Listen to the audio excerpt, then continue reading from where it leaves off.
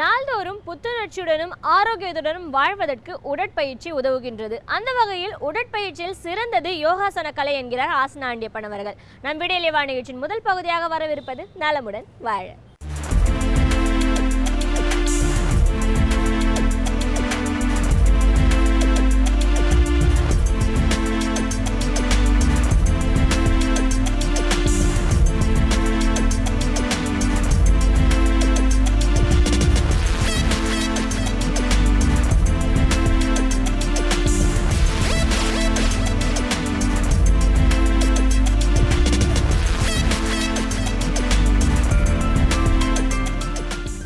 என் அருமை உலகத்தமிழ் மக்களே, தாய்மார்களே, பெரியோர்களே, சிறார்களே, என் அருமை சீடர்களே, யோக நண்பர்களே, யோக விரும்பிகளே, உங்கள் அனைவருக்கும் என் இனிய காலை வணக்கம். கலைஞர் தொலைக்காட்சி நிகழ்ச்சியில் நலமுடன் வாழ என்னும் பிரிவில் யோகாசனத்திற்கு அதிகாலை வேளையில் முதல் நிகழ்ச்சியாக முக்கியத்துவம் தரப்படுகிறது. எத்தனையோ நிகழ்ச்சிகள் அதில் வருகிறது போகிறது. அவைகளெல்லாம் சற்று காலங்களில் முடிந்துவிடும். ஆனால் இந்த யோக நிகழ்ச்சி தொடர்ந்து நடைபெற்று கொண்டிருக்கிறது. ஏன்? இது மக்களை போய் சேர்ந்து அடைய வேண்டிய நிகழ்ச்சி, மக்களுக்கு பலன் தரக்கூடிய நிகழ்ச்சி, நல்ல நிகழ்ச்சி.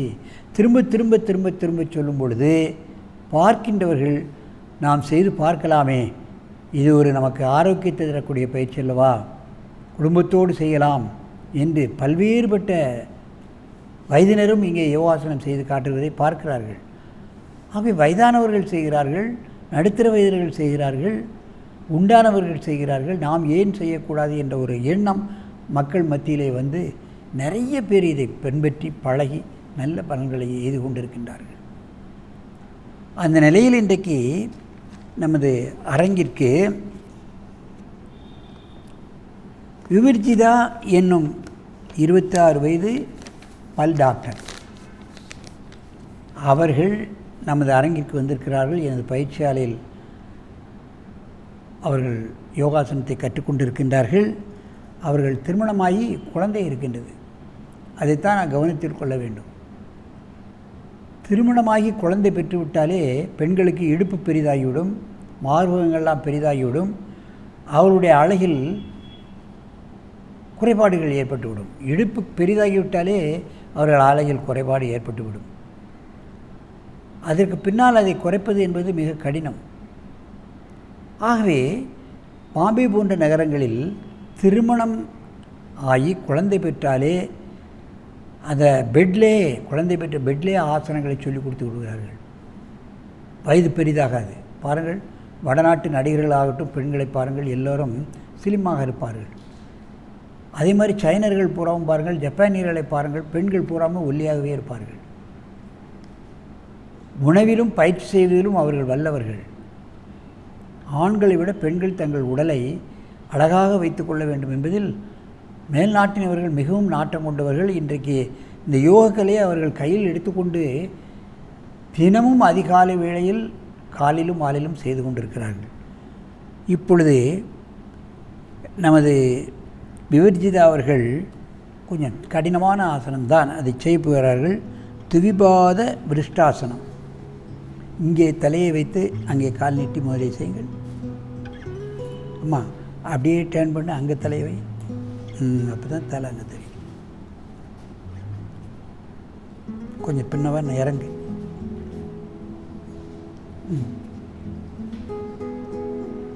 பண்ணு.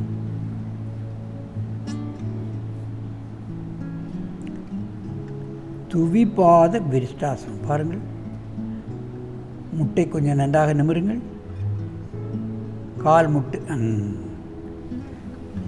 முழுமையாக செய்யப்படுகிறது. துவிபாத விருஷ்டாசனம் முழுமையாக செய்யப்படுகிறது. இது சற்று கடினமான ஆசனம். தொடை சதை குறையும், இடுப்பு சதை குறையும், அடை சதை குறையும். இவையெல்லாம் இந்த ஒரே ஆசனத்தில் பல்வேறுபட்ட பாகங்களில் இருக்கக்கூடிய ஊழ சதை குறையக்கூடிய அற்புதமான ஆசனம். வட்டை சதையெல்லாம் குறைந்துவிடும். பிருஷ்ட பாகத்தில் உள்ள சதைகள் பாருங்கள். மெதுவாக இந்த ஆசனத்தை கலையுங்கள்.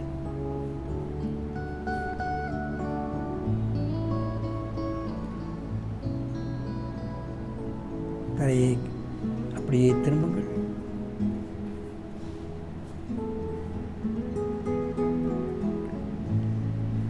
பக்கவாட்டில் இந்த ஆசனத்தை செய்கிறார்கள், பார்க்க வேண்டும்.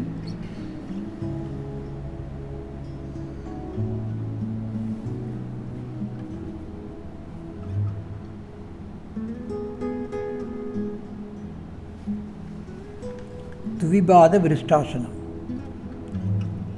முதுகெலும்பு விளைக்கப்படுகிறது, கழுத்து விளைக்கப்படுகிறது, கால் விரிக்கப்படுகிறது. 72,000 நாடி நரம்புகளும் இதில் வேலை செய்கின்றது. அன்னமய கோஷம், பிராணமய கோஷம், மனோமய கோஷம், விஞ்ஞானமய கோஷம். 4 கோஷங்கள் தான் முக்கியமான உறுப்புகள். இந்த 4 தான் வியாதிகள் அதிகமாக வருகிறது. இந்த ஆசனத்தை செய்துவிட்டாலே ஜீரணக்கருவிகள், நுரையீரல், இருதயம், கண்ணு, மூக்கு, காது, புலன் உறுப்புகள், மூளை எல்லாம் சரியாக வேலை செய்யும். அந்த பகுதிக்கு நல்ல இரத்த ஓட்டங்கள் சீராக அடையும். மெதுவாக இந்த ஆசனத்தை கலையுங்கள்.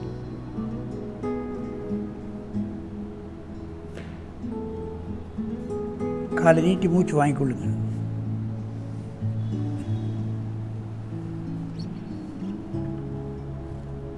இப்பொழுது மெதுவாக எழுந்து இங்கே தலையை வைத்து அங்கே கால் நீட்டுங்க.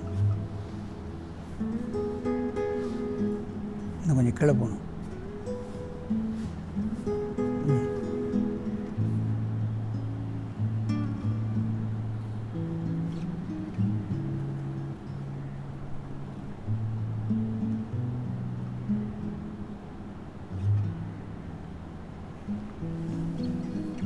துவிபாத விருஷ்டாசனம். முனிவர்கள் எத்தனை ஆசனங்களை கண்டுபிடித்திருக்கிறார்கள் என்பதை பார்க்க வேண்டும். குறிப்பாக இது பெண்களுக்கென்றே வைக்கப்பட்டிருக்கிறது என்று தான் சொல்ல வேண்டும். கர்ப்பப்பையில் ஏற்படக்கூடிய பல்வேறு பிரச்சனைகளை முழுமையாக நீக்கக்கூடிய அற்புதமான ஆசனம். மெதுவாக கீழே இறக்குங்கள்.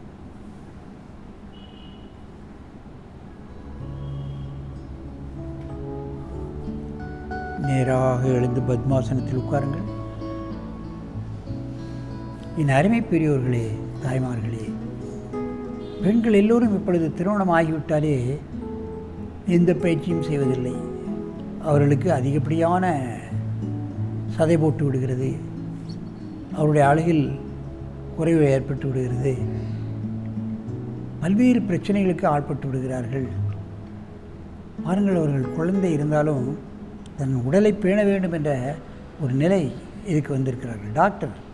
டாக்டர் தான் கடவுளுக்கு அடுத்தபடியாக ஒரு உயிரை கொடுப்பதோ ஒரு உயிரை பறிப்பதற்கோ சட்டபூர்வமாக அவர்கள் ஆணையம் வைத்திருக்கிறார்கள். அவர்களுக்கு அந்த அரசாங்கம் அவர்களுக்கு அந்த மதிப்பை கொடுத்திருக்கிறது. அவர்கள்தான் தங்கள் உடலை ஆரோக்கியமாகவும் மனப்பாகவும் மக்களுக்கு ஒரு பார்த்தால் அவர்களுக்கு ஒரு அவரை மாதிரி நாமும் இருக்க வேண்டும் என்ற ஒரு எண்ணமும் இருக்க வேண்டும். தானே நோய்பட்டு கொண்டு மற்றவர்களுக்கு இவர்கள் என்ன வைத்தியம் செய்ய போகிறார்கள்? இப்பொழுதெல்லாம் பார்த்தால் நிறைய டாக்டர்கள் டிவியில் வருகிறார்கள். உடலை குறைக்க வேண்டும் என்று பேசுகிறவர்கள் கூட உடல் குண்டாக இருக்கிறது. அவர்களே குண்டாக இருக்கும் பொழுது அவர்கள் எப்படி உடலை குறைக்க வேண்டும் என்ற தலைப்பில் அவர்கள் பேசுகிறார்கள் என்றே தெரியவில்லை. ஆகவே டாக்டர்கள் என்பவர்கள் தங்கள் உடலை ஆரோக்கியமாக ஸ்லிம்மாக வைத்து கொள்ள வேண்டும். அது ஆண் டாக்டராக இருந்தாலும் சரி, பெண் டாக்டராக இருந்தாலும் சரி. ஆகவே இவர்களை பார்த்த பின்பாவது என் அருமை ஆண் டாக்டர்களும் பெண் டாக்டர்களும் இது போன்ற ஆசனங்களை அவர்கள் பழகி தங்கள் உடலை அழகாகவும் வனப்பாகவும் நோயின்றியும் வைத்து கொள்ள வேண்டும் என்று கேட்டு உங்களிடமிருந்து விடைபெறுவது ஆசனம் ஆண்டியப்பன். வணக்கம்.